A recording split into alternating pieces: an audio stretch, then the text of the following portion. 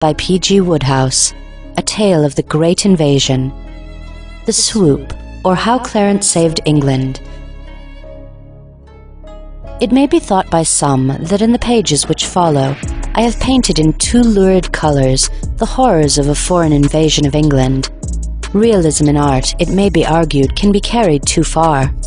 I prefer to think that the majority of my readers will acquit me of a desire to be unduly sensational.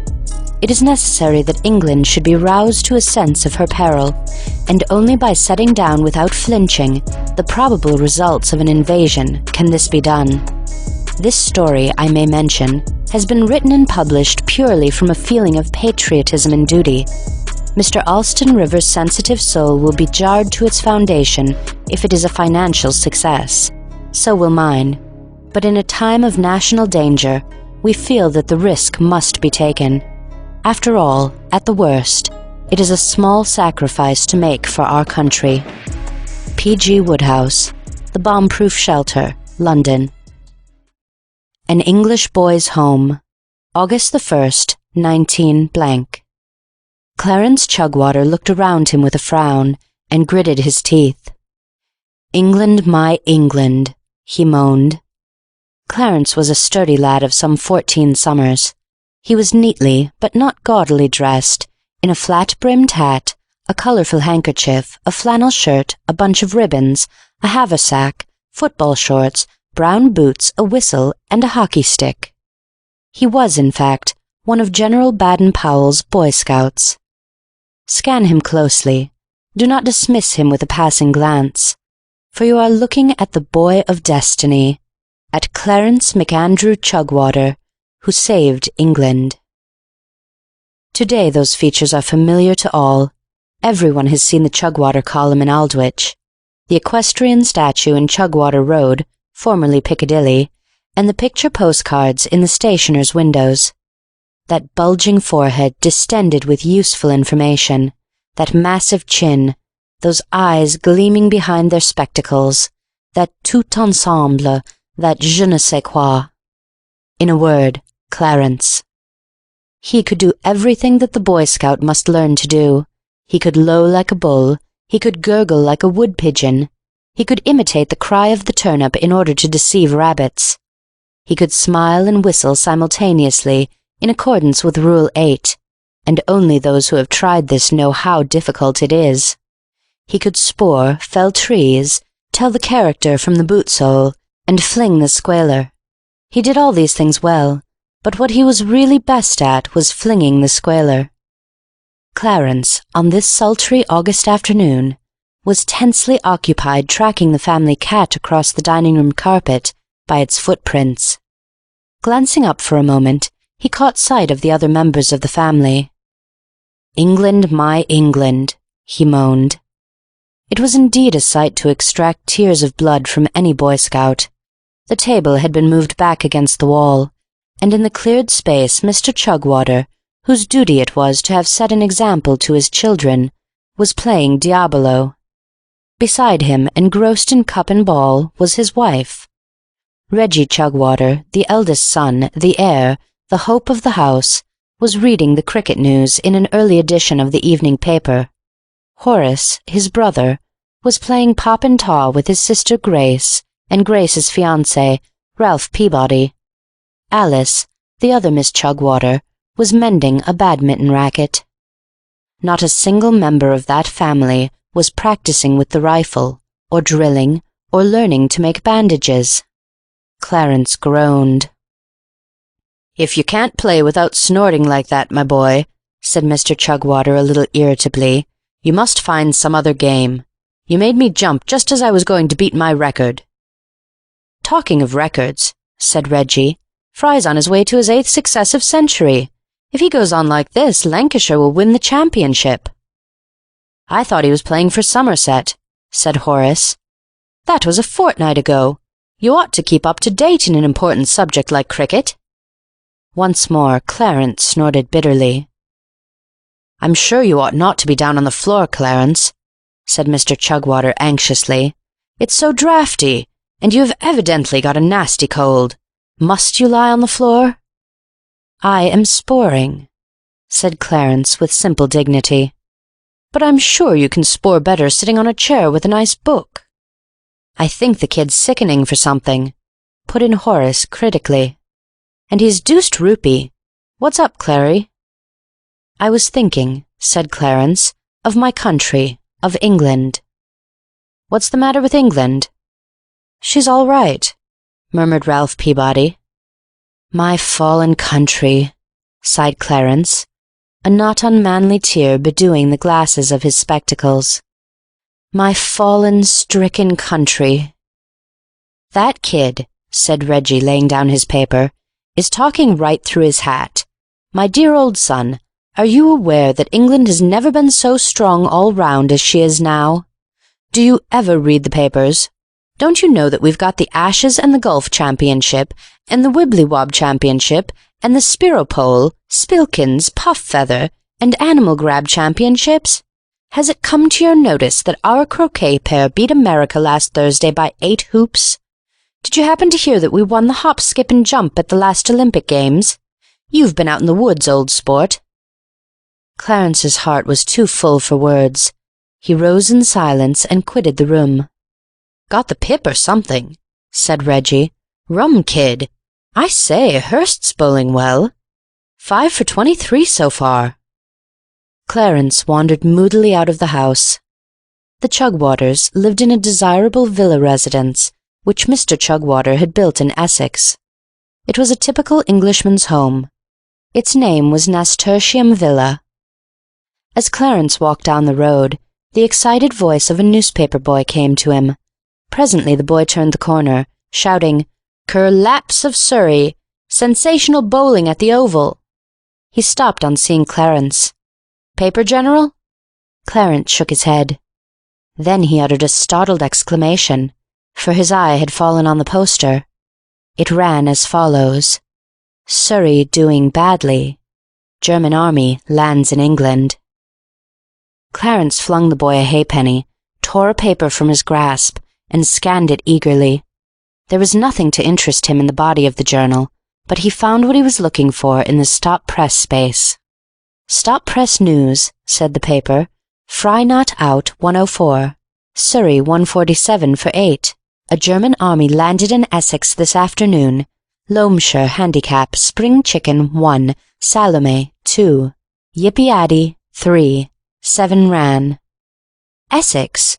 Then at any moment the foe might be at their doors. More, inside their doors. With a passionate cry, Clarence tore back to the house.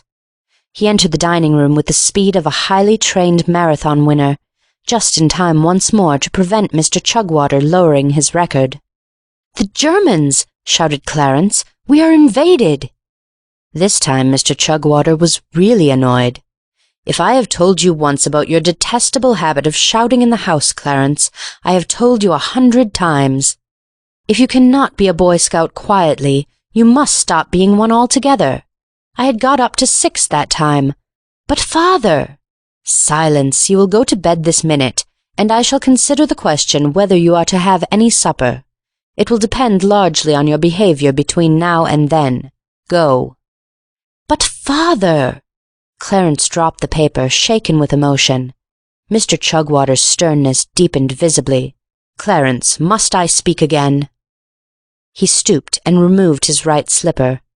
Clarence withdrew. Reggie picked up the paper. "That kid," he announced judicially, "is off his nut. Hullo! I told you so. Fry not out 104. Good old Charles." "I say," exclaimed Horace, who sat nearest the window, "there are 2 rummy-looking chaps coming to the front door, wearing a sort of fancy dress." "It must be the Germans," said Reggie. "The paper says they landed here this afternoon. I expect—" A thunderous knock rang through the house. The family looked at one another. Voices were heard in the hall, and next moment the door opened and the servant announced, "Mr. Prinsado and Mr. Eindikong." "Or rather," said the first of the 2 newcomers, a tall, bearded, soldierly man in perfect English, "Prince Otto of Saxe-Pfennig, and Captain Graf von Poppenheim, his aide-de-camp." Just so," said Mr. Chugwater affably. "Sit down, won't you?" The visitors seated themselves. There was an awkward silence. "Warm day," said Mr. Chugwater. "Very," said the Prince, a little constrainedly. "Perhaps a cup of tea. Have you come far?" "Well, pretty far. That is to say, a certain distance. In fact, from Germany." "I spent my summer holiday last year at Dresden. Capital place." "Just so. The fact is, Mr. Chugwater. By the way, my wife, Mrs. Chugwater." The Prince bowed. So did his aide-de-camp. "The fact is, Mr. Chugwater," resumed the Prince, "we are not here on a holiday." "Quite so, quite so. Business before pleasure." The Prince pulled at his moustache. So did his aide-de-camp, who seemed to be a man of but little initiative and conversational resources. "We are invaders." "Not at all, not at all," protested Mr. Chugwater. "I must warn you that you will resist at your peril. You wear no uniform." "Wouldn't dream of such a thing, except at the lodge, of course." "You will be sorely tempted, no doubt. Do not think that I do not appreciate your feelings. This is an Englishman's home." Mr. Chugwater tapped him confidentially on the knee. "And an uncommonly snug little place, too," he said. "Now, if you will forgive me for talking business, you, I gather, propose making some stay in this country." The Prince laughed shortly. So did his aide-de-camp. "Exactly," continued Mr. Chugwater. "Exactly. Then you will want some pied-à-terre, if you follow me. I shall be delighted to let you this house on remarkably easy terms for as long as you please. Just come along into my study for a moment. We can talk it over quietly there. You see, dealing direct with me, you would escape the middleman's charges, and—" Gently but firmly he edged the Prince out of the room and down the passage. The aide-de-camp continued to sit staring woodenly at the carpet. Reggie closed quietly in on him. "Excuse me," he said, "talking shop and all that, but I'm an agent for the come-one-come-all Accident and Life Assurance Office. You have heard of it, probably. We can offer you really exceptional terms. You must not miss a chance of this sort. Now here's a prospectus." Horace sidled forward. "I don't know if you happen to be a cyclist, Captain, Graf, but if you'd like a practically new motorbike, only been used since last November, I can let you—" There was a swish of skirts as Grace and Alice advanced on the visitor. "I'm sure," said Grace winningly, "that you're fond of the theatre, Captain Poppenheim. We are getting up a performance of Ici on parle français, in aid of the fund for supplying square meals to old-age pensioners. Such a deserving object, you know. Now, how many tickets will you take?" "You can sell them to your friends, you know," added Mrs. Chugwater. The aide-de-camp gulped convulsively. 10 minutes later, 2 penniless men groped their way dazed to the garden gate. "At last," said Prince Otto brokenly, for it was he. "At last I begin to realize the horrors of an invasion. For the invaders." And together the 2 men staggered on. When the papers arrived next morning, it was seen that the situation was even worse than had at first been suspected. Not only had the Germans effected a landing in Essex, but in addition, no fewer than 8 other hostile armies had, by some remarkable coincidence, hit on that identical moment for launching their long-prepared blow. England was not merely beneath the heel of the invader. It was beneath the heels of 9 invaders. There was barely standing room. Full details were given in the press. It seemed that while Germany was landing in Essex, a strong force of Russians, under the Grand Duke Vodkakov, had occupied Yarmouth. Simultaneously, the Mad Mullah had captured Portsmouth, while the Swiss Navy had bombarded Lyme Regis, and landed troops immediately to westward of the bathing machines. At precisely the same moment, China, at last awakened, had swooped down upon that picturesque little Welsh watering place, Llwgstplw, and despite desperate resistance on the part of an excursion of Evanses and Joneses from Cardiff, had obtained a secure foothold. While these things were happening in Wales, The army of Monaco had descended on Auchtermuchty, on the Firth of Clyde. Within 2 minutes of this disaster, by Greenwich time, a boisterous band of young Turks had seized Scarborough, and at Brighton and Margate respectively, small but determined armies, one of Moroccan brigands under Rasooli, the other of dark-skinned warriors from the distant isle of Bollygolla, had made good their footing. This was a very serious state of things. Correspondents of the Daily Mail, at the various points of attack, had wired such particulars as they were able. The preliminary parley at Luxembourg between Prince Ping Pong Pang, the Chinese general, and Llewellyn Evans, the leader of the Cardiff excursionists, seems to have been impressive to a degree. The former had spoken throughout in pure Chinese, the latter replying in rich Welsh, and the general effect, wired the correspondent, was almost painfully exhilarating. So sudden had been the attacks that in very few instances was there any real resistance. The nearest approach to it appears to have been seen at Margate. At the time of the arrival of the Black Warriors, which, like the other onslaughts, took place between 1 and 2 o'clock on the afternoon of August Bank Holiday, the sands were covered with happy revellers. When the war canoes approached the beach, the excursionists seemed to have mistaken their occupants at first for a troupe of nigger minstrels on an unusually magnificent scale, and it was freely noised abroad in the crowd that they were being presented by Charles Frohman, who was endeavouring to revive the ancient glories of the Christie minstrels. Too soon, however, it was perceived that these were no harmless Moor and Burgesses. Suspicion was aroused by the absence of banjos and tambourines, and when the foremost of the negroes dexterously scalped a small boy, suspicion became certainty. In this crisis the trippers of Margate behaved well. The mounted infantry on donkeys, headed by Uncle Bones, did much execution. The ladies' tormentor brigade harassed the enemy's flank, and a hastily formed band of sharpshooters, armed with 3 shies a penny balls and milk cocoas, undoubtedly troubled the advanced guard considerably. But superior force told. After half an hour's fighting, the excursionists fled, leaving the beach to the foe. At Auchtermuchty and Portsmouth no obstacle apparently was offered to the invaders. At Brighton the enemy were permitted to land unharmed. Scarborough, taken utterly aback by the boyish vigour of the young Turks, was an easy prey, and at Yarmouth, though the Grand Duke received a nasty slap in the face from a dexterously thrown bloater, the resistance appears to have been equally futile. By tea-time on August the 1st, 9 strongly equipped forces were firmly established on British soil. Such a state of affairs, disturbing enough in itself, was rendered still more disquieting by the fact that except for the Boy Scouts, England's military strength at this time was practically nil. The abolition of the regular army had been the first step. Several causes had contributed to this. In the first place, the Socialists had condemned the army system as unsocial. Privates, they pointed out, were forbidden to hobnob with colonels, though the difference in their positions was due to a mere accident of birth. They demanded that every man in the army should be a general.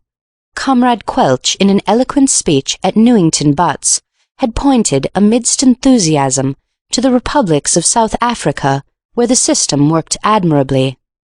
Scotland, too, disapproved of the army, because it was professional. Mr. Smith wrote several trenchant letters to Mr. C.J.B. Marriott on the subject. So the army was abolished, and the land defence of the country entrusted entirely to the Territorials, the Legion of Frontiersmen, and the Boy Scouts. But first the Territorials dropped out. The strain of being referred to on the music-hall stage as Teddy Boys was too much for them. Then the Frontiersmen were disbanded. They had promised well at the start, but they had never been themselves since Lamilo had been attacked by the Manchester Watch Committee. It had taken all the heart out of them. So that in the end England's defenders were narrowed down to the Boy Scouts, of whom Clarence Chugwater was the pride, and a large civilian population, prepared at any moment to turn out for their country's sake and wave flags. A certain section of these, too, could sing patriotic songs. It was inevitable, in the height of the silly season, that such a topic as the simultaneous invasion of Great Britain by 9 foreign powers should be seized upon by the press. Countless letters poured into the offices of the London daily papers every morning. Space forbids more than the gist of a few of these. Miss Charlesworth wrote, "In this crisis I see no alternative. I shall disappear." Mr. Horatio Bottomley, in John Bull, said that there was some very dirty and underhand work going on, and that the secret history of the invasion would be published shortly. He himself, however, preferred any invader, even the King of Bollygolla, to some K.C.'s he could name. Though he was fond of dear old Muir, he wanted to know why Inspector Drew had retired. The Daily Express, in a thoughtful leader, said that free trade evidently meant invaders for all. Mr. Herbert Gladstone, writing to the Times, pointed out that he had let so many undesirable aliens into the country that he did not see that a few more made much difference. Mr. George R. Sims made 18 puns on the names of the invading generals in the course of one number of Mustard and Cress. Mr. H. G. Pelissier urged the public to look on the bright side. There was a sun still shining in the sky. Besides, who knew that some foreign marksman might not pot the censor? Mr. Robert Fitzsimmons offered to take on any of the invading generals, or all of them, and if he didn't beat them, it would only be because the referee had a wife and 7 small children, and had asked him as a personal favor to let himself be knocked out. He had lost several fights that way. The directors of the Crystal Palace wrote a circular letter to the shareholders, pointing out that there was a good time coming.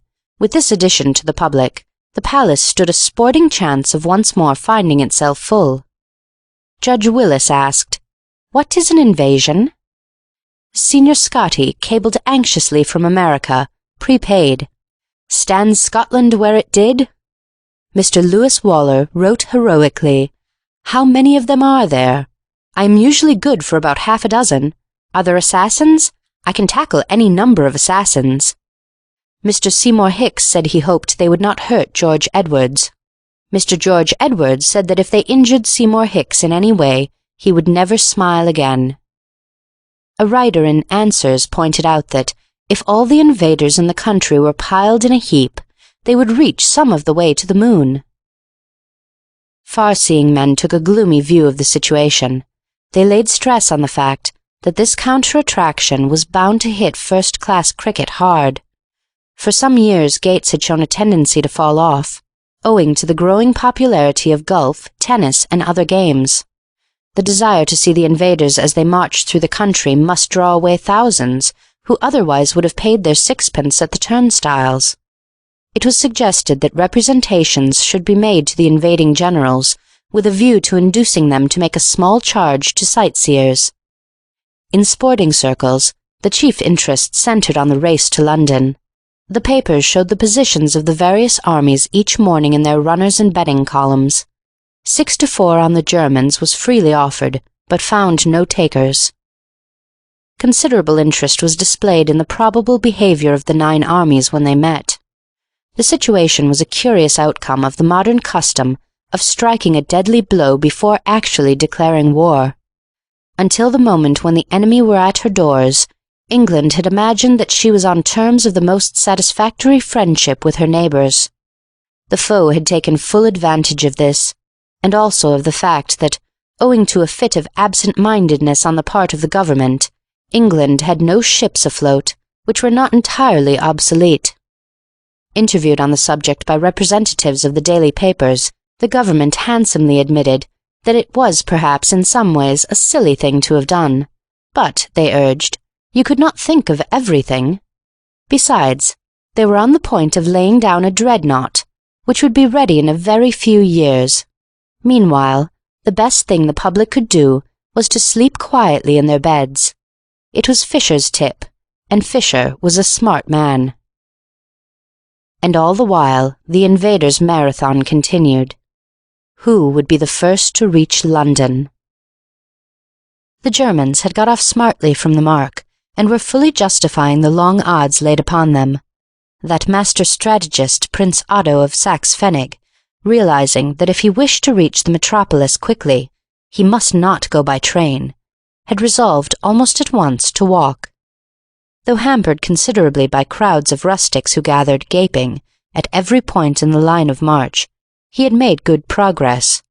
The German troops had strict orders to reply to no questions, with the result that little time was lost in idle chatter, and in a couple of days it was seen that the army of the fatherland was bound, barring accidents, to win comfortably. The progress of the other forces was slower.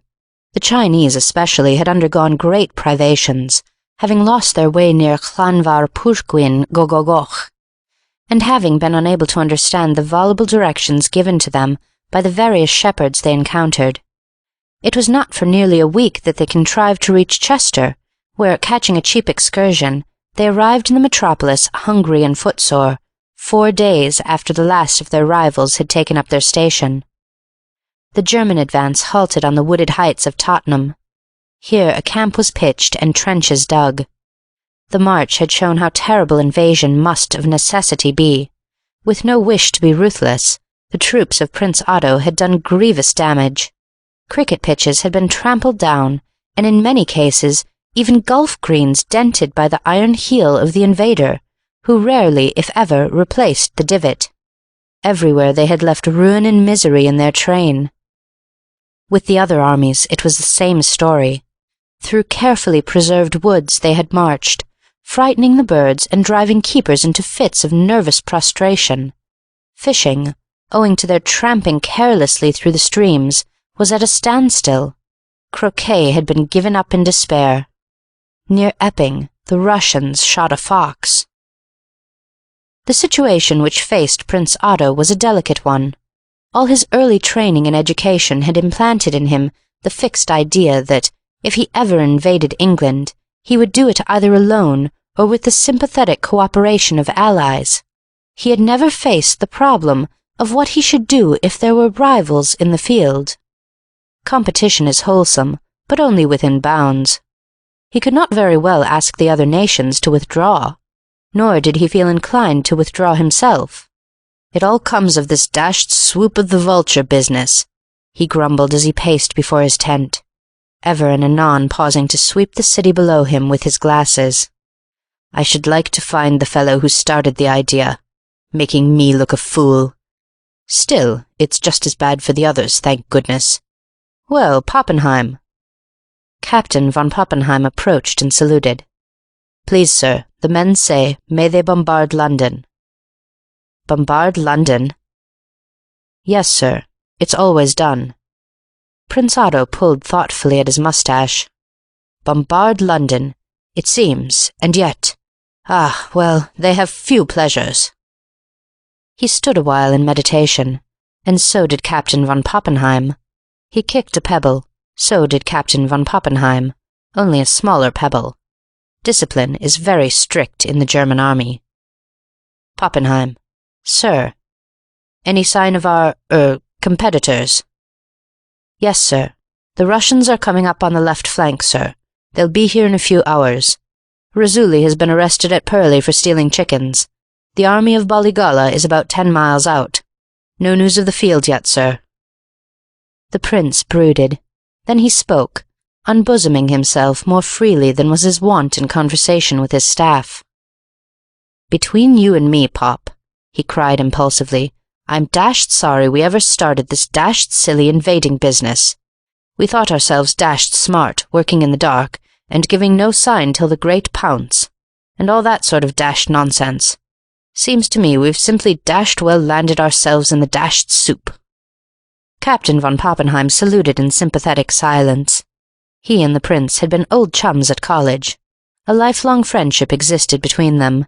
He would have liked to have expressed adhesion verbally to his superior officer's remarks. The words, "I don't think," trembled on his tongue, but the iron discipline of the German army gagged him. He saluted again and clicked his heels. The prince recovered himself with a strong effort. "You say the Russians will be here shortly," he said. "In a few hours, sir." And the men really wish to bombard London? It would be a treat to them, sir. Well, well, I suppose if we don't do it, somebody else will, and we got here first. Yes, sir. Then... An orderly hurried up and saluted. Telegram, sir. Absently, the prince opened it. Then his eyes lit up. Gotterdammerung, he said. I never thought of that. Smash up London and provide work for unemployed mending it. Grayson, he read. Poppenheim. Sir? Let the bombardment commence. Yes, sir. And let it continue till the Russians arrive. Then it must stop, or there will be complications. Captain von Poppenheim saluted and withdrew. Thus was London bombarded. Fortunately, it was August, and there was nobody in town. Otherwise, there might have been loss of life. The Russians, led by General Vodkakov, arrived at Hampstead half an hour after the bombardment had ceased, and the rest of the invaders, including Raisuli, who had got off on an alibi, dropped in at intervals during the week. By the evening of Saturday, the 6th of August, even the Chinese had limped to the metropolis, and the question now was what was going to happen. England displayed a polite indifference to the problem. We are essentially a nation of sightseers. To us, the excitement of staring at the invaders was enough. Into the complex international problems to which the situation gave rise, it did not occur to us to examine. When you consider that a crowd of 500 Londoners will assemble in the space of 2 minutes, abandoning entirely all its other business, to watch a cab horse that has fallen in the street, it is not surprising that the spectacle of 9 separate and distinct armies in the metropolis left no room in the British mind for other reflections. The attraction was beginning to draw people back to London now. They found that the German shells had had one excellent result. They had demolished nearly all the London statues.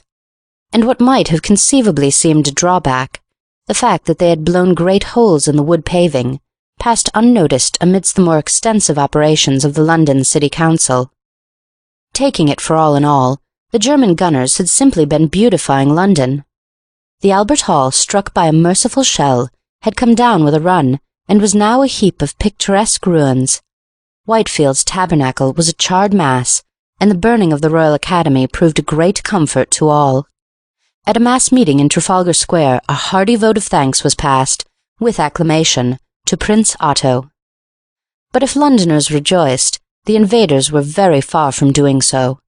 The complicated state of foreign politics made it imperative that there should be no friction between the powers. Yet here a great number of them were in perhaps as embarrassing a position as ever diplomatists were called upon to unravel. When 9 dogs are assembled round one bone, it is rarely on the bone alone that teeth marks are found at the close of the proceedings. Prince Otto of Saxe-Pfennig set himself resolutely to grapple with the problem. His chance of grappling successfully with it was not improved by the stream of telegrams which arrived daily from his imperial master, demanding to know whether he had yet subjugated the country, and if not, why not. He had replied guardedly, stating the difficulties which lay in his way, and had received the following: at once mailed fist display. On get or out get. Wilhelm. It was then that the distracted prince saw that steps must be taken at once. Carefully worded letters were dispatched by district messenger boys to the other generals. Towards nightfall the replies began to come in, and having read them, the prince saw that this business could never be settled without a personal interview. Many of the replies were absolutely incoherent. Raisuli, apologizing for delay on the ground that he had been away in the Isle of Dogs cracking a rib, wrote suggesting that the Germans and Moroccans should combine with a view to playing the confidence trick on the Swiss general, who seemed a simple sort of chap. Reminds me of dear old Maclean, wrote Raisuli. There is money in this. Will you come in? Wire in the morning. The general of the Monaco forces thought the best way would be to settle things by means of a game of chance of the odd-man-out class. He knew a splendid game called Slippery Sam. He could teach them the rules in half a minute. The reply of Prince Ping-Pong Pang of China was probably brilliant and scholarly, but it was expressed in Chinese characters of the Ming period, which Prince Otto did not understand, and even if he had, it would have done him no good, for he tried to read it from the top downwards instead of from the bottom up.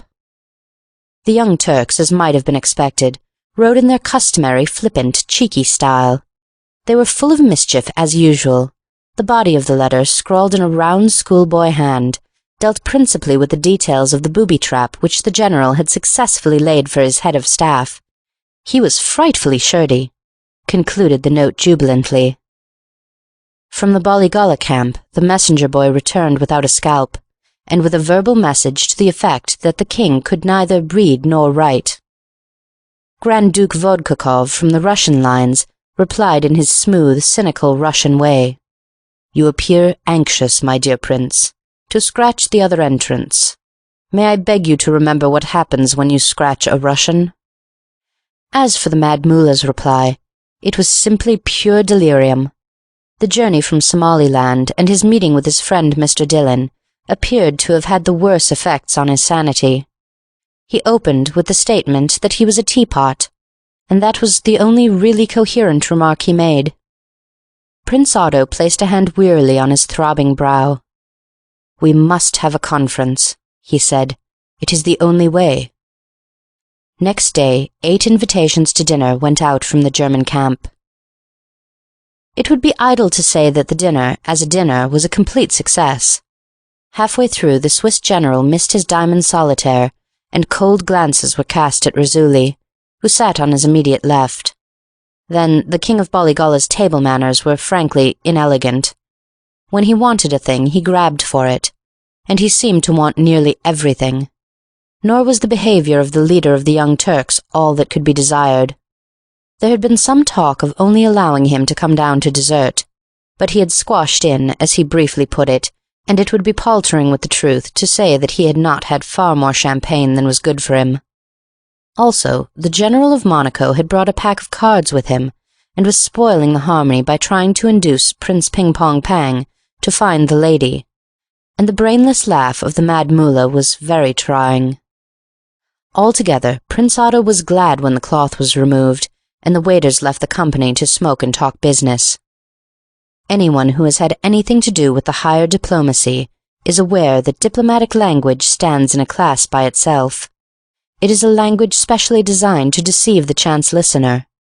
Thus, when Prince Otto, turning to Grand Duke Vodkakov, said quietly, "I hear the crops are coming on nicely down Kent way," the habitual frequenter of diplomatic circles would have understood, as did the Grand Duke.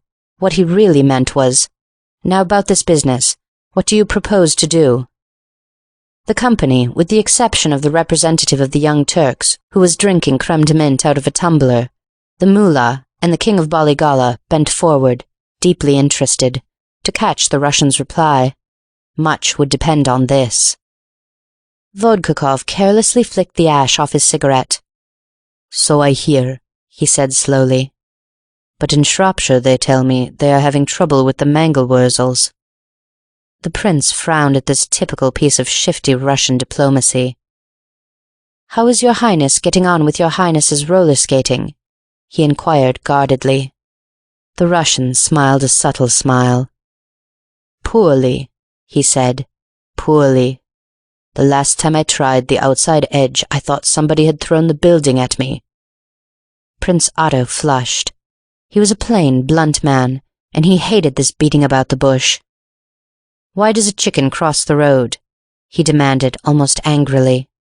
The Russian raised his eyebrows and smiled, but made no reply. The prince, resolved to give him no chance of wriggling away from the point, pressed him hotly. "Think of a number," he cried. "Double it, add 10, take away the number you first thought of, divide it by 3, and what is the result?" There was an awed silence.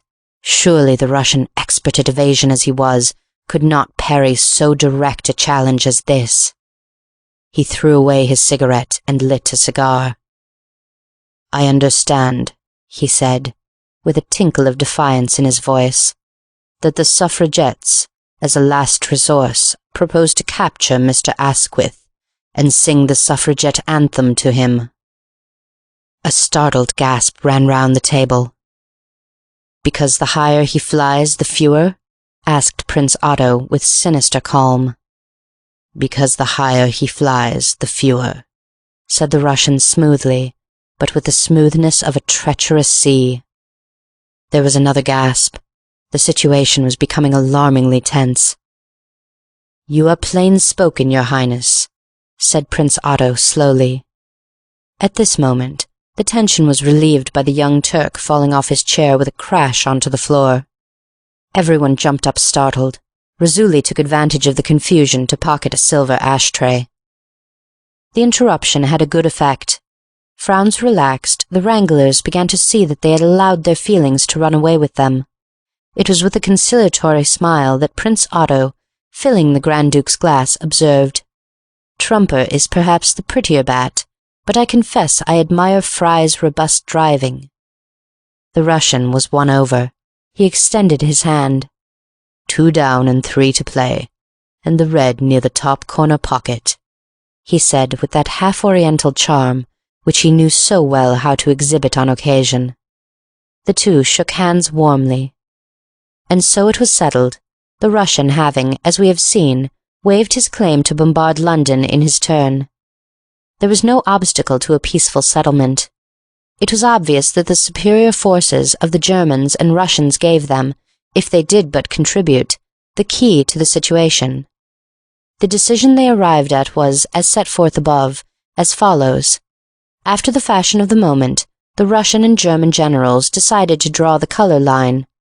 That meant that the troops of China, Somaliland, Bollygolla, as well as Raisuli and the Young Turks, were ruled out. They would be given a week in which to leave the country. Resistance would be useless.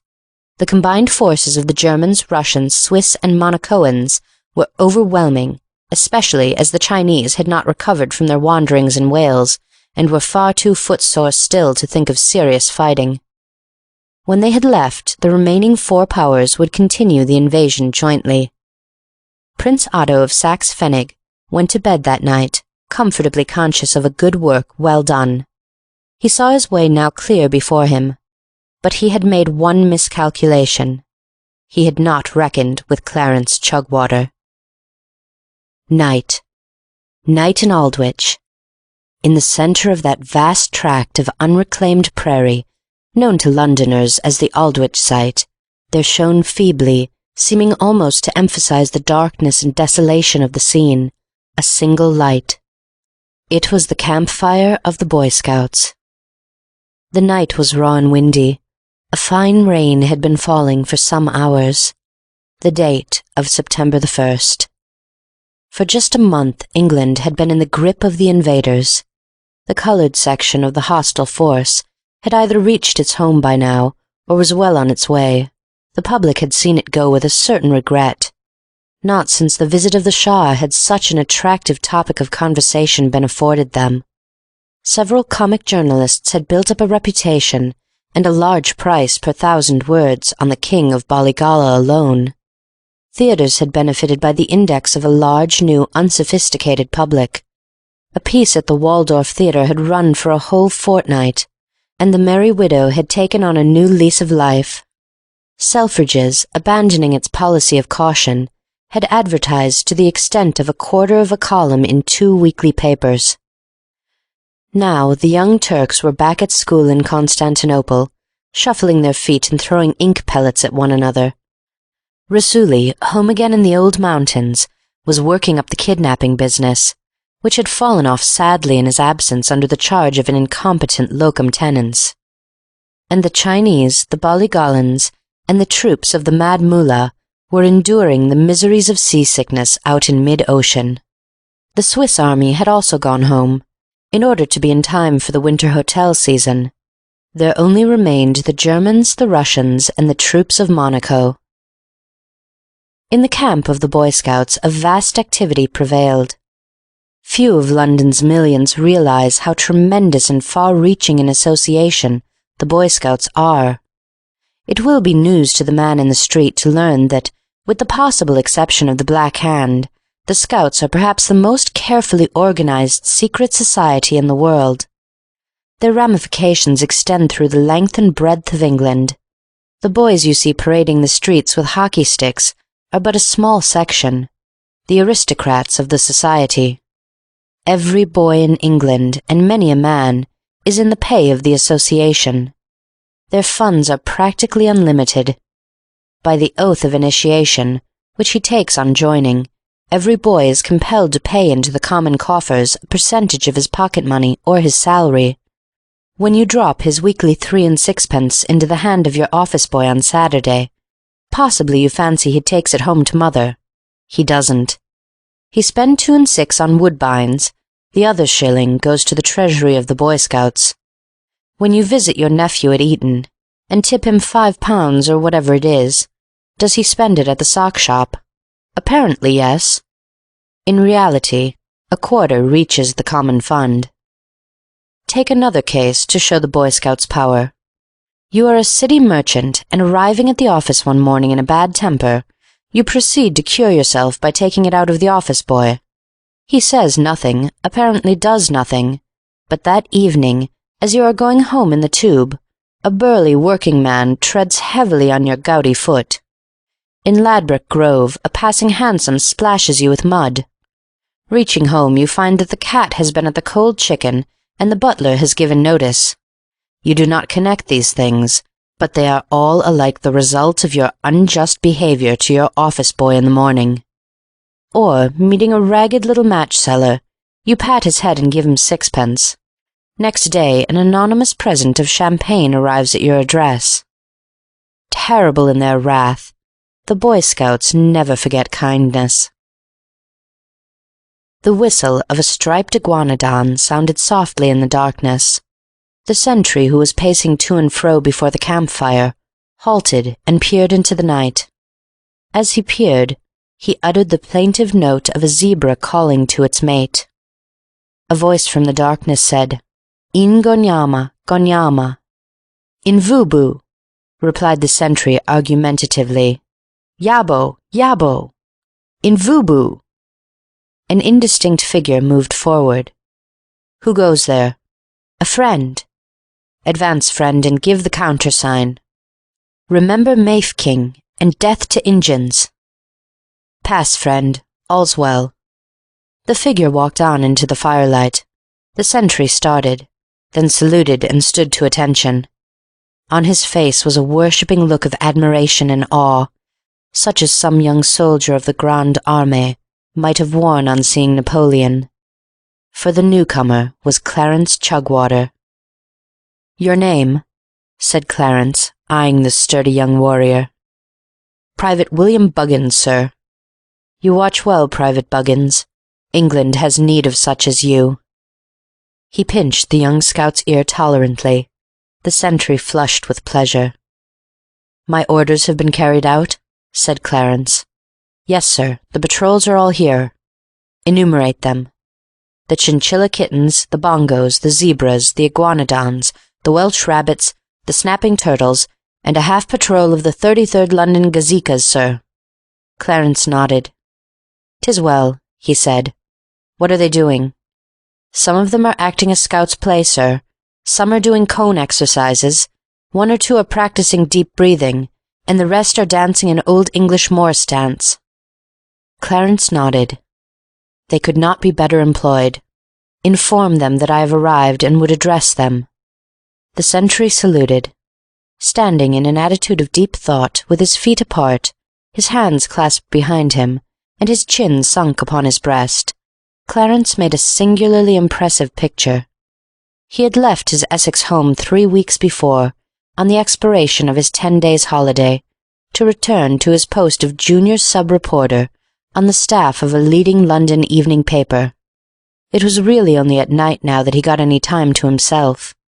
During the day his time was his paper's, and he was compelled to spend the weary hours reading off results of races and other sporting items on the tape machine. It was only at 6 p.m. that he could begin to devote himself to the service of his country. The scouts had assembled now, and were standing keen and alert, ready to do Clarence's bidding. Clarence returned their salute moodily. "Scoutmaster Wagstaff," he said. The scoutmaster, the leader of the troop formed by the various patrols, stepped forward. "Let the war dance commence." Clarence watched the evolutions absently. His heart was ill-attuned to the dances. But the thing had to be done, so it was as well to get it over. When the last movement had been completed, he raised his hand. "Men," he said in his clear, penetrating alto, "although you have not the same facilities as myself for hearing the latest news, you are all by this time doubtless aware that this England of ours lies 'neath the proud foot of a conqueror. It is for us to save her." Cheers and a voice in Vubu. "I would call on you here and now to seize your hockey sticks and rush upon the invader, were it not, alas, that such an action would merely result in your destruction. At present, the invader is too strong. We must wait. And something tells me that we shall not have to wait long." Applause. Jealousy is beginning to spring up between the Russians and the Germans. It will be our task to aggravate this feeling. With our perfect organization, this should be easy. Sooner or later this smoldering jealousy is going to burst into flame. Any day now, he proceeded, warming as he spoke. There may be the dickens of a dust-up between these Johnnies. And then we got 'em where the hair's short. See what I mean, you chaps? It's like this. Any moment they may start scrapping and chaw each other up. And then we'll simply sail in and knock what's left endways." A shout of applause went up from the assembled scouts. "What I am anxious to impress upon you men," concluded Clarence in more measured tones, "is that our hour approaches. England looks to us, and it is for us to see that she does not look in vain. Sedulously feeding the growing flame of animosity between the component parts of the invading horde, we may contrive to bring about that actual disruption. Till that day, see to it that you prepare yourselves for war. Men, I have finished." "What the Chief Scout means," said Scoutmaster Wagstaff, "is no rotting about and all that sort of rot. Jolly well keep yourself fit, and then, when the time comes, we'll give these Russian and German blighters about the biggest hiding they've ever heard of. Follow the idea? Very well, then. Mind you don't go mucking up the show." "In Ganiama! Ganiama!" shouted the new, thoroughly roused troops. "In Vubu! Yabo! Yabo! In Vubu!" The voice of Young England. Of Young England alert and at its post. Historians, when they come to deal with the opening years of the 20th century, will probably call this the music hall age. At the time of the Great Invasion, the music halls dominated England. Every town and every suburb had its hall, most of them more than one. The public appetite for sightseeing had to be satisfied somehow, and the music hall provided the easiest way of doing it. The halls formed a commonplace, on which the celebrity and the ordinary man could meet. If an impulsive gentleman slew his grandmother with a coal-hammer, only a small portion of the public could gaze upon his pleasing features at the Old Bailey. To enable the rest to enjoy the intellectual treat, it was necessary to engage him at enormous expense to appear at a music hall. There, if he happened to be acquitted, he would come on the stage preceded by an asthmatic introducer and beam affably at the public for 10 minutes, speaking at intervals in a totally inaudible voice, and then retire, to be followed by some enterprising lady who had endeavored, unsuccessfully, to solve the problem of living at the rate of 10,000 a year on an income of nothing, or who had performed some other similarly brainy feat. It was not till the middle of September that anyone conceived what one would have thought the obvious idea of offering music-hall engagements to the invading generals. The first man to think of it was Solly Quane, the rising young agent. Solly was the son of Abraham Cohen, an eminent agent of the Victorian era. His brothers, Abe Kern, Benjamin Colquhoun, Jack Coyne, and Barney Cohen, had gravitated to the city, but Solly had carried on the old business and was making a big name for himself. It was Solly who had met Blinky Bill Mullins, the prominent sandbagger, as he emerged from his 20 years' retirement at Dartmoor, and booked him solid for a 36 months lecturing tour on the McGuinness circuit. It was to him, too, that Joe Brown, who could eat 8 pounds of raw meat in 7¼ minutes, owed his first chance of displaying his gifts to the wider public of the vaudeville stage. The idea of securing the services of the invading generals came to him in a flash. "S'elp me," he cried. "I believe they'd go big.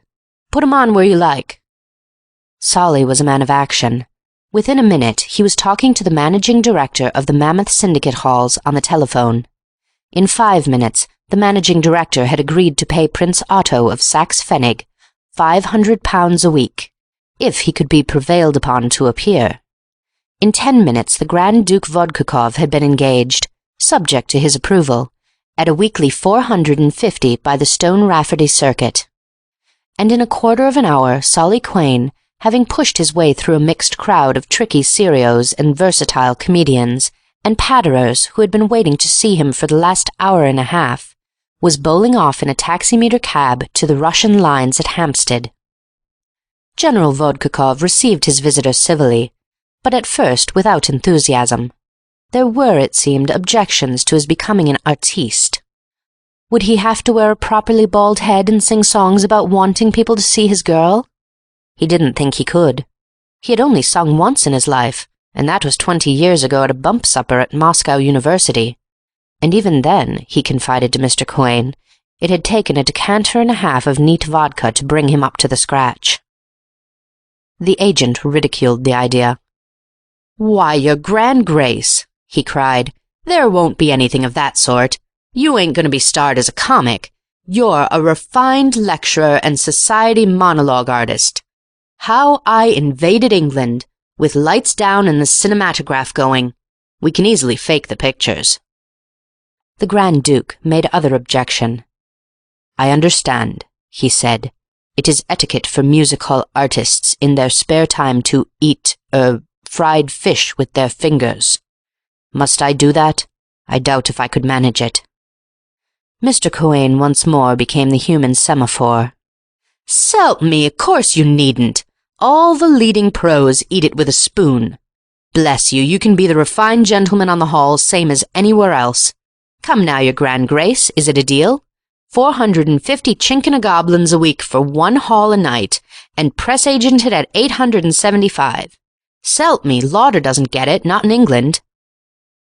The Grand Duke reflected. The invasion has proved more expensive than he had foreseen. The English are proverbially a nation of shopkeepers, and they had put up their prices in all the shops for his special benefit. And he was expected to do such a lot of tipping. 450 a week would come in uncommonly useful.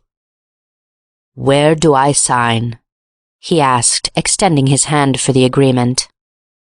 5 minutes later, Mr. Quhane was urging his taxi driver to exceed the speed limit in the direction of Tottenham. Clarence read the news of the 2 engagements on the tape at the office of his paper, but the first intimation the general public had of it was through the medium of headlines. Music hall sensation, invading generals' gigantic salaries, rumored resentment of VAF. What will water rats do? Interview with Mr. Harry Lauder. Clarence chuckled grimly as the tape clicked out the news. The end had begun. To sow jealousy between the rival generals would have been easy. To sow it between 2 rival music hall artistes would be among the world's softest jobs. Among the general public, of course, the announcement created a profound sensation. Nothing else was talked about in train and omnibus. The papers had leaders on the subject. At first the popular impression was that the generals were going to do a comedy duo act of the "who was it I seen you coming down the street with" type. And there was disappointment when it was found that the engagements were for different halls. Rumours sprang up.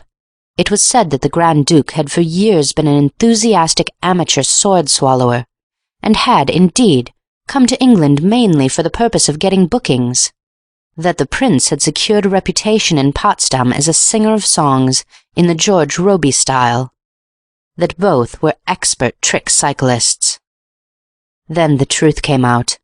Neither had any specialties. They would simply appear and deliver lectures. The feeling in the music hall world was strong. The Variety Artists' Federation debated the advisability of another strike. The Water Rats, meeting in mystic secrecy in a Maiden Lane public house, passed 15 resolutions in an hour and a quarter. Sir Harry Lauder, interviewed by the Era, gave it as his opinion that both the Grand Duke and the Prince were gowks. who would do well to haud their blether. He himself proposed to go straight to America, where the genuine artists were cheered in the streets and entertained at haggis dinners, and not forced to compete with amateur sumpfs and gonuffs from other countries. Clarence, brooding over the situation like a providence, was glad to see that already the new move had weakened the invaders' power. The day after the announcement in the press of the approaching debut of the other generals, the leader of the army of Monaco had hurried to the agents to secure an engagement for himself. He held out the special inducement of card tricks, at which he was highly skilled. The agents had received him coldly. Brown and Day had asked him to call again. Foster had sent out a message regretting that he was too busy to see him. At de Vries's he had been kept waiting in the anteroom for 2 hours, in the midst of a bevy of sparkling comediennes of pronounced peroxidity and blue-chinned men in dusty bowler hats, who told each other how they had gone with a bang at Oakham and John O'Groats, and had then gone away in despair. On the following day, deeply offended, he had withdrawn his troops from the country. The strength of the invaders was melting away little by little. "How long?" murmured Clarence Chugwater as he worked at the tape machine. "How long?"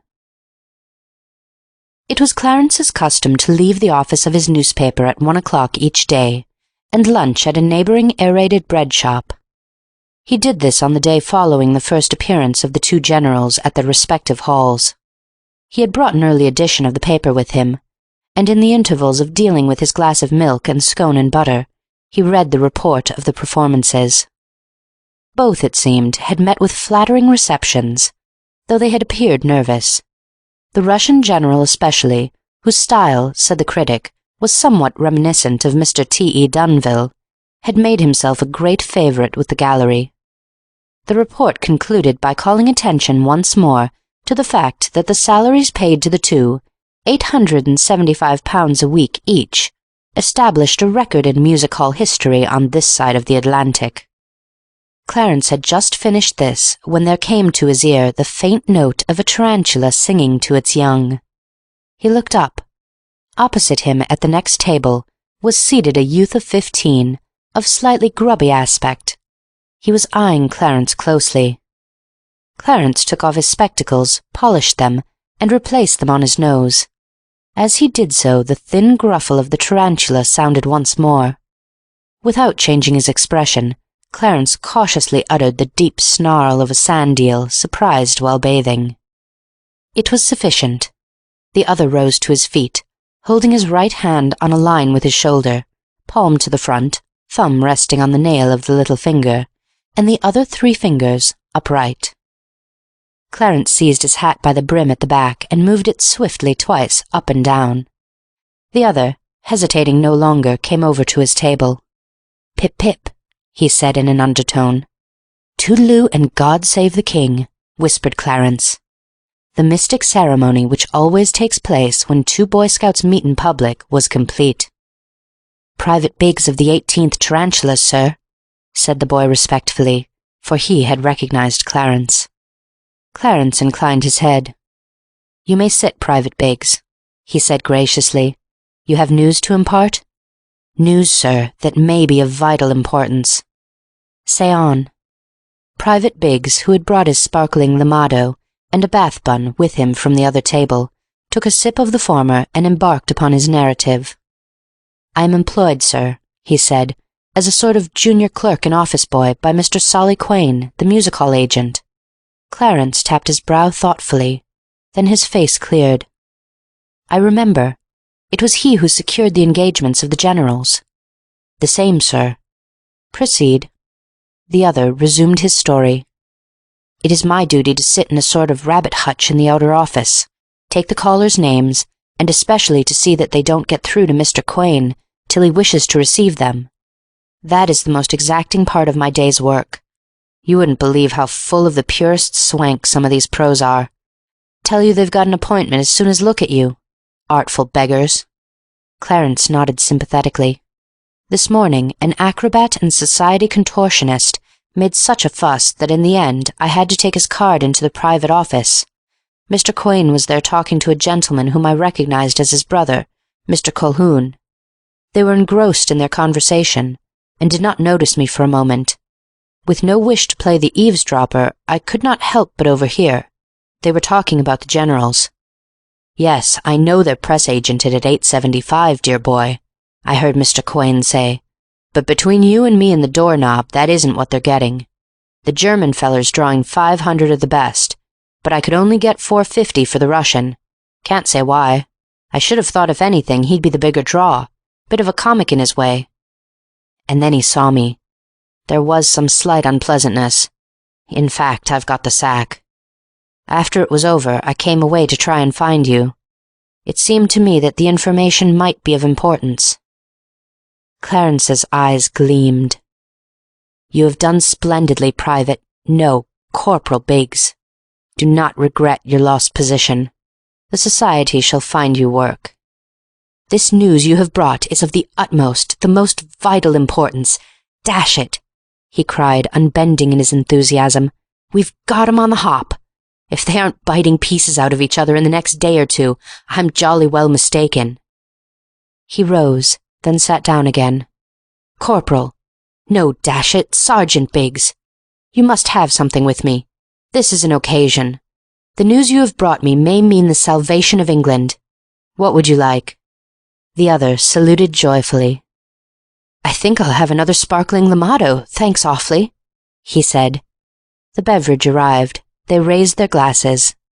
"To England," said Clarence simply. "To England," echoed his subordinate. Clarence left the shop with swift strides, and hurried, deep in thought, to the offices of the Encore in Wellington Street. "Yes?" said the office boy interrogatively.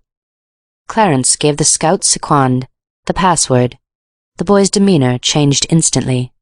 He saluted with the utmost respect. "I wish to see the editor," said Clarence. A short speech, but one that meant salvation for the motherland. The days following Clarence's visit to the offices of the Encore were marked by a growing feeling of unrest, alike among invaded and invaders. The first novelty and excitement of the foreign occupation of the country was beginning to wear off, and in its place the sturdy independence so typical of the English character was reasserting itself. Deep down in his heart, the genuine Englishman has a rugged distaste for seeing his country invaded by a foreign army. People were asking themselves by what right these aliens had overrun British soil. An ever-growing feeling of annoyance had begun to lay hold of the nation. It is probable that the departure of Sir Harry Lauder first brought home to England what this invasion might mean. The great comedian, in his manifesto in the Times, had not minced his words. Plainly and crisply he had stated that he was leaving the country because the music-hall stage was given over to alien gowks. He was sorry for England. He liked England. But now all he could say was, "God bless you." England shuddered, remembering that last time he had said, "God bless you till I come back." Ominous mutterings began to make themselves heard. Other causes contributed to swell the discontent. A regiment of Russians, out route marching, had walked across the bowling screen at Kennington Oval during the Surrey v. Lancashire match, causing Hayward to be bowled for a duck's egg. A band of German sappers had dug a trench right across the turf at Queen's Club. The mutterings increased. Nor were the invaders satisfied and happy. The late English summer had set in with all its usual severity, and the Cossacks, reared in the kindlier climate of Siberia, were feeling it terribly. Colds were the rule rather than the exception in the Russian lines. The coughing of the Germans at Tottenham could be heard in Oxford Street. The attitude of the British public, too, was getting on their nerves. They had been prepared for fierce resistance. They had pictured the invasion as a series of brisk battles, painful perhaps, but exciting. They had anticipated that when they had conquered the country, they might meet with the glare of hatred as they patrolled the streets. The supercilious stare unnerved them. There is nothing so terrible to the highly strung foreigner as the cold, contemptuous, patronizing gaze of the Englishman. It gave the invaders a perpetual feeling of doing the wrong thing. They felt like men who had been found travelling in a first-class carriage with a third-class ticket. They became conscious of the size of their hands and feet. As they marched through the metropolis, they felt their ears growing hot and red. Beneath the chilly stare of the populace, they experienced all the sensations of a man who has come to a strange dinner party in a tweed suit when everybody else has dressed. They felt warm and prickly. It was dull for them, too. London is never at its best in early September. Even for the habitué, there was nothing to do. Most of the theatres were shut, the streets were damp and dirty. It was all very well for the generals, appearing every night in the glare and glitter of the footlights, but for the rank and file the occupation of London spelt pure boredom. London was, in fact, a human powder magazine. And it was Clarence Chugwater who with a firm hand applied the match that was to set it in a blaze. Clarence had called at the offices of the Encore on a Friday. The paper's publishing day is Thursday. The Encore is the Times of the music hall world. It casts its curses here, bestows its benedictions sparely there. The Encore, criticizing the latest action of the Variety Artists' Federation, is the nearest modern approach to Jove hurling the thunderbolt. Its motto is, "Cry havoc and let loose the performing dogs of war." It so happened that on the Thursday following his momentous visit to Wellington Street, there was need of someone on the staff of Clarence's evening paper to go and obtain an interview from the Russian general. Mr. Hubert Wales had just published a novel so fruity in theme and treatment that it had been publicly denounced from the pulpit by no less a person than the Reverend Canon Edgar Shepherd, D.D., Sub-Dean of His Majesty's Chapels Royal, Deputy Clerk of the Closet and Sub-Almoner to the King. A morning paper had started the question, should there be a censor of fiction? And in accordance with custom, editors were collecting the views of celebrities, preferably of those whose opinion on the subject was absolutely valueless. All the other reporters being away on their duties, the editor was at a loss. "Isn't there anybody else?" he demanded. The chief sub-editor pondered. "There's young blooming Chugwater," he said. It was thus that England's deliverer was habitually spoken of in the office. "Then send him," said the editor. Grand Duke Vodkakov's turn at the Magnum Palace of Varieties started every evening at 10 sharp. He topped the bill. Clarence, having been detained by a review of the Scouts, did not reach the hall till 5 minutes to the hour. He got to the dressing-room as the general was going on to the stage. The Grand Duke dressed in the large room with the other male turns. There were no private dressing-rooms at the Magnum. Clarence sat down on a basket trunk belonging to the premier troupe of the bounding Zouaves of the desert, and waited. The 4 athletic young gentlemen who composed the troupe were dressing after their turn. They took no notice of Clarence. Presently one Zouave spoke. "Bit off tonight, Bill. Cold house." "Not arf," replied his colleague. "Gave me the shivers. Wonder how his nibs'll go." Evidently he referred to the Grand Duke. "Oh, he's all right. They eat his sort of swank. Seems to me the profession's going to the dogs, what with these bloomin' amateurs and all. Got the airbrush, Harry?" Harry, a tall, silent Zouave, handed over the hairbrush. Bill continued. "I'd like to see him go on of a Monday night at the old Mogul. They'd soon show him. It gives me the fair ump, it does, these toffs coming in and taking the bread out of our mouths. Why can't he give us chaps a chance? Fair makes me rasp, him and his bloomin' 875 goblins a week." "Not so much of your 875, young feller, me lad," said the Zouave who had spoken first. "Ain't you seen the rag this week?" "No, what's in it? How does our advert look?" "Oh, that's all right, never mind that. You look at what the Encore would like to know. That's what'll touch his nibs up." He produced a copy of the paper from the pocket of his greatcoat which hung from the door, and passed it to his bounding brother. "Read it out, old sort," he said. The other took it to the light and began to read slowly and cautiously, as one who is no expert at the art. "What the Encore would like to know. Whether Prince Otto of Saxe-Pfennig didn't go particularly big at the Lobelia last week, and whether his success hasn't compelled Agent Quain to purchase a larger-sized hat, and whether it isn't a fact that though they are press-agented at the same figure, Prince Otto is getting 50 a week more than Grand Duke Vodkakov. And if it is not so, why a little bird has assured us that the prince is being paid 500 a week and the Grand Duke only 450, and in any case, whether the prince isn't worth 50 a week more than his Russian friend. Lummy. An odd silence fell upon the group.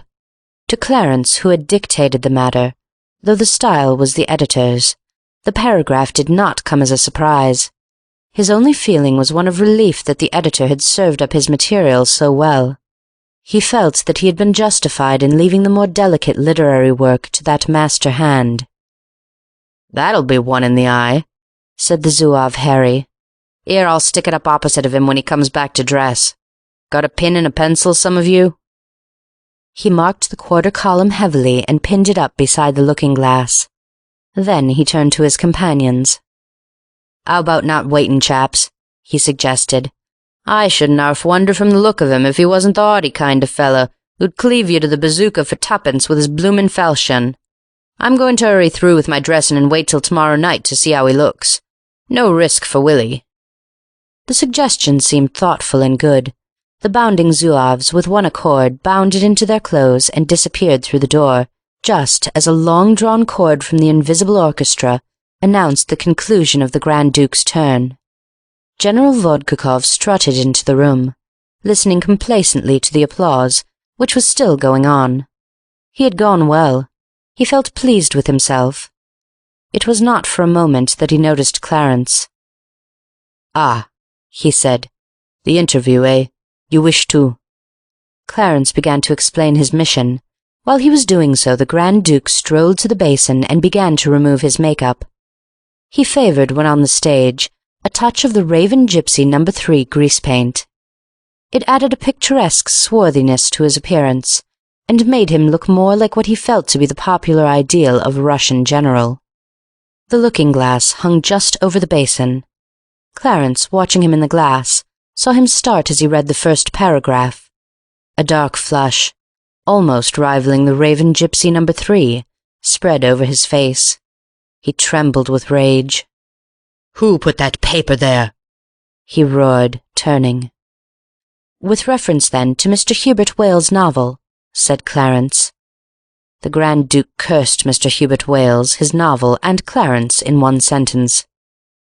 "You may possibly," continued Clarence, sticking to his point like a good interviewer, "have read the trenchant, but some say justifiable remarks of the Reverend Canon Edgar Shepherd, D.D., Sub-Dean of His Majesty's Chapels Royal, Deputy Clerk of the Closet, and Sub-Almoner to the King." The Grand Duke swiftly added that eminent cleric to the list. "Did you put that paper on this looking-glass?" he shouted. "I did not put that paper on that looking-glass," replied Clarence precisely. "Ah," said the Grand Duke, "if you had, I'd have come and wrung your neck like a chicken, and scattered you to the four corners of this dressing-room." "I'm glad I didn't," said Clarence. "Have you read this paper on the looking-glass?" "I have not read that paper on the looking-glass," replied Clarence, whose chief fault as a conversationalist was that he was perhaps a shade too Ollendorfian. "But I know its contents." "It's a lie," roared the Grand Duke, "an infamous lie. I have a good mind to have him up for libel. I know very well he got them to put those paragraphs in, if he didn't write them himself." "Professional jealousy," said Clarence with a sigh, "is a very sad thing." "I'll professional jealousy him."